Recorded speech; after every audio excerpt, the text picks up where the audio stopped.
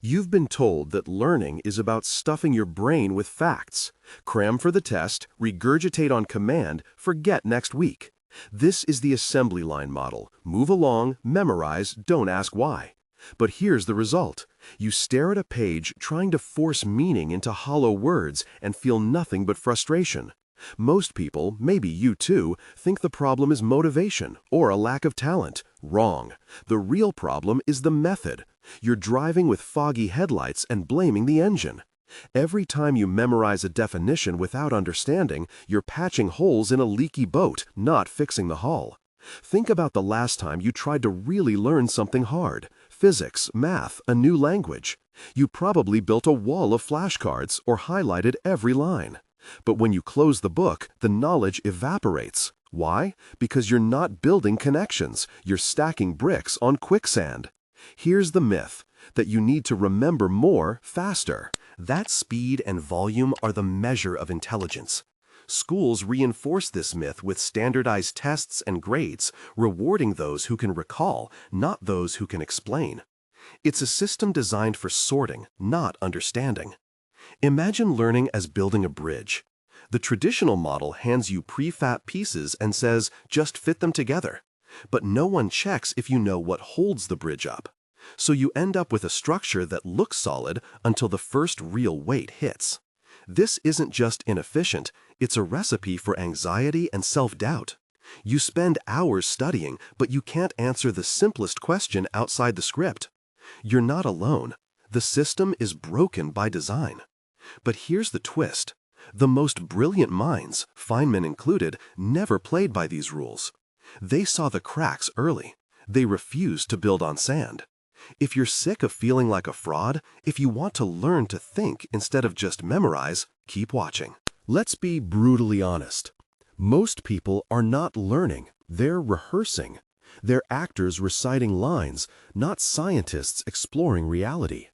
The tragedy is that you can go years, sometimes a lifetime, without realizing you've been duped by this system. You can collect diplomas, ace exams, and still feel lost when faced with a real problem. That's not your fault. It's the consequence of a culture obsessed with appearances over substance. Picture a chef who memorizes recipes but never tastes the food. That's what the traditional model creates. People who know the steps but can't improvise when the ingredients change. Real learning is messy, full of failed attempts and sudden insights. But the system punishes mistakes, so you hide your confusion and pretend you understand. You become an expert in faking it. But what if you could break this cycle? What if you could learn in a way that makes knowledge stick, that lets you see the hidden patterns beneath the surface? That's what Feynman did. That's what you can do, if you're willing to abandon the myth. If you want to be part of the minority who studies to understand, not just to pass, subscribe now. Richard Feynman never cared about playing school's game. While classmates obsessed over right answers, he interrogated reality. Picture Feynman as a kid, dismantling a toy, not to show off, but to see what gears made it move. That's the lens he used everywhere. Curiosity with teeth, not just for show, but for survival. At Princeton, surrounded by geniuses, he saw students reciting answers like parrots. He once watched a peer, head held high, rattle off Maxwell's equations perfectly. Feynman asked, "But what does that actually mean?" The room froze. No one answered. Because most people don't know, though they think they do. Feynman called this cargo cult knowledge. Like tribes building wooden planes, hoping real ones would land, students repeat words, hoping understanding will descend. But memorized formulas don't make you a physicist. Reciting facts doesn't mean you understand nature. Here's the visual. Imagine looking at a map. Knowing street names isn't the same as knowing how to navigate the city. Feynman wanted to walk the streets, get lost, and find his way back. That's the difference. Most people clutch the map, terrified to step off the sidewalk. Feynman tossed the map aside and wandered, trusting that confusion was the path to clarity. He wasn't afraid to look ignorant. He'd say, "I don't know, let's find out." Ego never blocked his curiosity. That's the secret. To learn deeply, you must risk looking clueless. Most people won't. They fear the embarrassment of ignorance more than ignorance itself. But here's the error everyone makes. They equate remembering with understanding. Feynman knew that memory is brittle. What matters is being able to explain to yourself why something is true. If you can't, you don't know it, no matter your grades. He kept asking, what's really going on, not what's the answer. That's how he spotted the gaps no one else saw.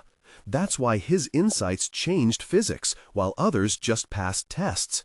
You've been taught to cover up your confusion. Feynman did the opposite. He saw confusion as a signpost, not a stop sign. He'd dig into the feeling of not knowing, using it as a compass. Every time he felt lost, he knew he was close to learning something real. Think of the difference. Most people build a wall around their ignorance, decorating it with certificates and grades. Feynman smashed the wall and examined every brick. He wanted to see what was inside, even if it meant admitting he didn't know. That's the lens you need if you want real mastery. Not the lens of pride, but the lens of relentless, honest curiosity. Here's the biological problem. Your brain is not a hard drive. It's not built to store facts in neat, isolated folders. It's a network, dense, chaotic, living. When you cram information, you're like someone trying to glue wallpaper to a wet wall. It might stick for a test, but peel it back a week later. Empty. Why does the traditional method, read, recite, repeat, collapse? Because it never forces your brain to build real connections. Rote memorization is a trick of short-term memory, not a foundation for understanding. If you've ever blanked out during an exam, you've felt this trap. Your mind reaching for a fact that was never really there. The information was never woven into your mental fabric. It was just taped to the surface. Visualize it. Imagine a tangled ball of Christmas lights. If you just memorize the color of each bulb, you still have no idea which wire leads where. Feynman didn't care about the bulbs. He wanted to unravel the wires. That's how you light up the whole string. Most people keep adding more bulbs, hoping the tangle will sort itself out. It never does. The more you pile on, the dimmer the whole thing gets. Schools reward naming things, not knowing them. You label a process, recite a definition, regurgitate a formula. But if you can't explain why it works, you're lost the moment the problem changes shape. The brain rewards depth, not surface. It's built to make sense of patterns, not lists. When you only memorize, you're stacking dominoes without ever learning how to tip the first one. The chain reaction never happens. Here's the punch. Testing by recall alone is a neurological dead end. It lights up the shallowest parts of your cortex and leaves the deeper networks untouched. That's why real understanding feels different. It's heavier, it sticks, it lets you play with ideas instead of fearing them. You can turn concepts upside down, break them apart, and put them back together. Memorization gives you the illusion of knowledge. Understanding gives you the power to use it. But here's the error everyone makes. You think confusion is a sign you're failing. It's not. Confusion is the signal that your brain is trying to wire something real. Feynman chased confusion. He used it as a compass. Schools run from it. That's why their method doesn't just fail you, it betrays your brain's natural way to learn. The discomfort of not knowing is the birthplace of insight. If you never feel lost, you're never really learning. The traditional system treats confusion as a disease to be cured. Feynman saw it as the doorway to clarity. That's the neurological trap. If you avoid confusion, you avoid growth. If you embrace it, you build real, lasting knowledge. So what's the principle Feynman lived by? Simple. Don't fool yourself by naming things. Understand how they work first. Most people confuse labels with comprehension, like slapping a sticker on a machine without knowing what's inside. Imagine trying to fix a radio by memorizing the names of each part, but never opening the case. That's what school does. You get vocabulary, but no mechanism. Feynman's rule was this: never accept a name as an answer. Names are shortcuts. They trick you into thinking you know more than you do. The brain loves shortcuts. It saves energy. But real understanding is costly. It demands you break things apart, see the gears, and reconstruct them with your own hands. Here's the epiphany. When you can describe how something works in plain words, you own the knowledge. If you can only recite a definition, you're borrowing it. Your brain builds real connections not when you memorize, but when you explain. That's when neurons fire in new patterns. That's when the wiring sticks. Feynman would ask himself, if I lost the textbook, could I rebuild the idea from scratch? If the answer was no, he knew he was just parroting. That's intellectual honesty. Most people are scared to admit what they don't know, so they hide behind jargon. Feynman did the opposite. He exposed his ignorance, then attacked it ruthlessly, step by step. But here's the pitfall. The world rewards those who sound smart, not those who ask dumb questions. Yet every advance, every genuine insight starts with a dumb question. Feynman's genius was refusing to move on until he could explain it to a child. That's what made him dangerous in any field. Think of it like this. If you're building a bridge, you don't just want to know the names of the materials. You want to know how weight travels through the structure, how tension and compression work, what happens if a single bolt fails. Memorizing the blueprint doesn't make you an engineer. Understanding the forces at play does. That's the difference between reciting and reasoning. This principle is brutal but freeing. If you can't explain it simply, you don't understand it. That's your signal to dig deeper. Let others chase grades. You chase gears, connections, causes. That's how you build a mind that won't break under pressure. And here's the twist everyone misses. This isn't just about science. It's about everything. Relationships, business, art. If you only know the labels, you're lost when things break. But if you understand the machinery underneath, you can adapt, fix, and even invent new solutions. That's the Feynman edge. That's the core principle schools ignore, and the one you can't afford to. Let's drop into the workshop. Here's how you actually build real understanding, step by step, the Feynman way. First, take the concept you want to learn and explain it out loud as if teaching a child. Not with jargon, but with raw, simple language. Imagine you're assembling a Lego set. If you can't describe how the pieces fit, you don't really know how it works. This isn't about dumbing things down. It's about exposing the skeleton of the idea. If you can't make it simple, you don't own it yet. Second, as you explain, hunt for gaps. Where do you stumble? Which part gets fuzzy or awkward? That's the exposed wiring. Feynman called these the edge of knowledge. Most people paper over these cracks with fancy terms, but that's just hiding ignorance. You're not fooling anyone, least of all yourself. The moment you hit a wall, mark it. That's gold. That's where learning actually begins. Third, when you hit a gap, stop. Don't gloss over it. Go back to the source, a textbook, a video, a friend, a mentor. Like a mechanic popping open the hood, you have to see what's broken before you can fix it. This is the opposite of the school habit, where you skip what you don't know and hope it won't show up on the test. Here, the gap is the test. You chase it down until it's gone. Fourth, rewrite your explanation. Make it even simpler.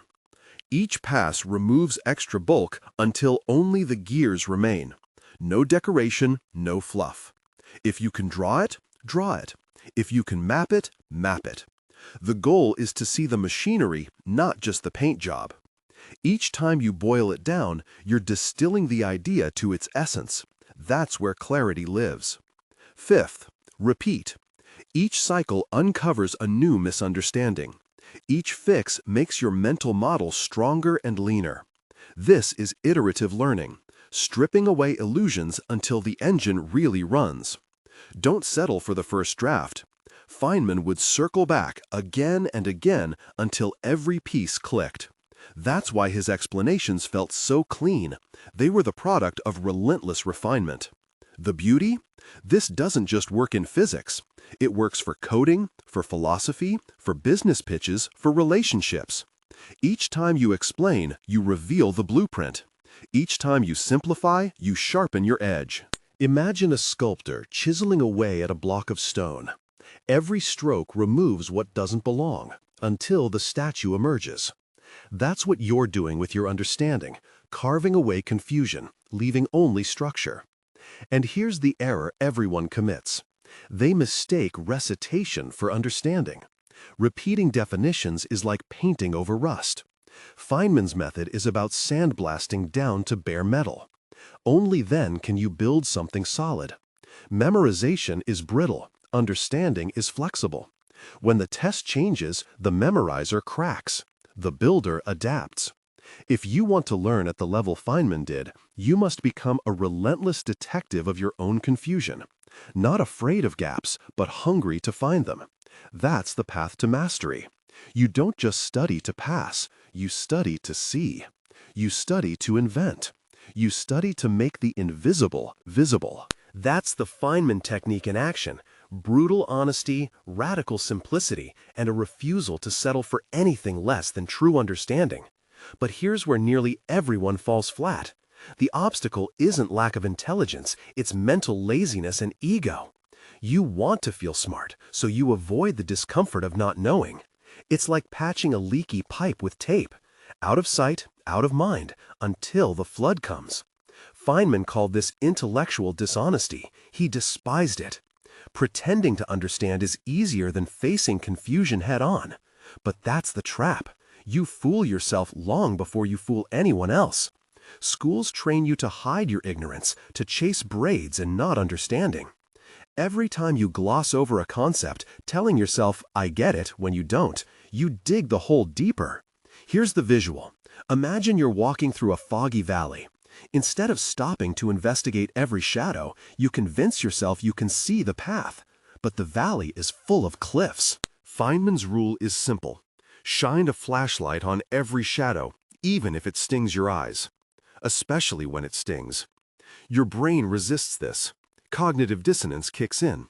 You crave the reward of completion, not the pain of exposure. That's why you rush through textbooks, highlight pages, copy notes, and call it learning. But you're just painting over rust. The corrosion, your confusion, remains underneath. To apply Feynman's rule, you must kill your pride. Embrace the humility to say, "I don't know." Celebrate every gap you expose. It's not a weakness, it's the only way to build something strong. Your mind wants shortcuts, but shortcuts lead to dead ends. Here's the error everyone makes. They confuse recognition for recall, and recall for real understanding. You see a term and think, "That looks familiar." That's not learning. Feynman never settled for the illusion of clarity. He chased the pain points. You must do the same. But let's go deeper. Why is this so hard? Because your brain is wired to avoid pain, physical or mental. When you hit a wall, your instinct is to walk around it, not through it. But Feynman's genius was his willingness to walk straight into the wall, again and again, until it crumbled. He didn't care if he looked foolish. He cared about seeing reality, not protecting his ego. Think of your mind as a workshop. Every time you skip over a confusing part, you leave a tool broken on the bench. The more you ignore, the more useless your workshop becomes. Eventually, you're surrounded by broken tools and wonder why nothing works. Feynman's approach? Fix every tool, no matter how small. That's the only way to build something that lasts. So, the hidden trap is comfort. The comfort of feeling smart, of moving fast, of never admitting ignorance. But comfort is the enemy of learning. If you want to build a mind that sees what others miss, you have to start where it hurts. You have to become addicted to the discomfort of not knowing, because that's where real understanding begins. This discomfort is not limited to textbooks or exams. It's everywhere. The moment you try to understand any complex system, finance, relationships, science, even yourself, you hit a wall of confusion. That wall isn't a sign that you're failing. It's the sign you're finally asking real questions. Picture a rock tumbler. Rugged stones go in, clattering violently, scraping against each other until, slowly, they come out polished. Your mind is the same. The friction, the frustration, this is what smooths out false beliefs and polishes genuine understanding. Most people avoid this friction. They skate along the surface, collecting labels and formulas, mistaking the speed of progress for depth. But depth is slow. It's uncomfortable. It demands you sit with the question, not rush to the answer. It's like standing at the edge of a dark forest, knowing you have to walk through it to reach the clearing on the other side. The easy path is to circle the forest, never entering, always pretending you know what's inside. Feynman knew this. He didn't just tolerate confusion, he sought it out. When he hit a point he couldn't explain, he didn't hide it or move on. He dug in. He made confusion the starting line, not the finish. That's why his insights cut deeper than most. He treated every gap in understanding as a signal flare, a place to focus his energy. He wasn't afraid to look foolish because he knew that pretending to know is the fastest way to stay ignorant. But here's the twist. This approach isn't just for physics or math. It's for every domain where clarity matters. The willingness to be uncomfortable, to expose your own ignorance, is the lever that lifts every kind of learning. Want to be a better thinker, leader, partner, or creator? Start by embracing the grind of not knowing. The world is full of people who want to look smart. Very few want to feel stupid, at least for a little while, so they can become truly smart later. Because every time you lean into confusion, you upgrade your model of reality. You stop mistaking the map for the territory. You start seeing the underlying machinery, whether it's neurons firing in your brain or the unseen incentives shaping a social system. You become the person who sees what others miss, not because you're smarter, but because you're braver. You're willing to admit, I don't know yet. This isn't about masochism. It's about refusing the easy path, knowing that the only shortcut is radical honesty with yourself. That's the Feynman way, turning discomfort into clarity, confusion into power. The friction you feel isn't a bug, it's the feature. It's the heat that forges understanding, the pressure that creates insight. If you want to learn like Feynman, you have to love the grind, not just the glory. So here's the epiphany. Learning isn't about collecting facts like coins, shiny, impressive, but ultimately useless if you never spend them. It's about constructing a working model of reality inside your own mind. Most people stack information like bricks, hoping a wall will magically become a house. But Feynman didn't trust magic. He built the foundation first, brick by brick, checking for cracks at every step. If you spot a crack early, you don't collapse later. Picture your mind as a circuit board. You can solder wires blindly, rushing to finish, and maybe you'll get a spark. But Feynman was the one who tested every connection, exposed every weak joint, and refused to move on until the current flowed clean. That's why his understanding held up under pressure. No hidden faults, no illusions, no wishful thinking. He didn't just want the light to turn on, he wanted to know exactly why it did. Here's where you break from the herd. Most people patch up their doubts with surface-level fixes, memorizing, rehearsing, hoping nobody will notice the gaps, including themselves. They fear the moment someone asks, but why? You, on the other hand, can become the architect of your own understanding. Every moment of confusion is a precious signal, not a threat. Every time you admit, I don't get this yet, you're strengthening the entire structure. You're not hiding cracks, you're reinforcing the foundation. That's the real shift. You stop fearing the gaps and start hunting them down. Feynman called this the pleasure of finding things out. Not the pleasure of being right, but of being less wrong each day. It's a mindset, not a method. It's the engine behind every breakthrough, every leap in understanding. Imagine learning as tuning a radio. Most people settle for static, convincing themselves they hear music. Feynman kept turning the dial, chasing clarity, refusing to settle for noise. When you adopt this mindset, you stop asking, how much do I know, and start asking, how clearly do I see? This is the invitation. Don't just memorize, build. Don't just answer, question. Don't just pass, understand. If this video moved even one gear in the machinery of your mind, the next will spin the whole engine. Don't stop here. Inscribe yourself in the minority, the ones who build, not just recite.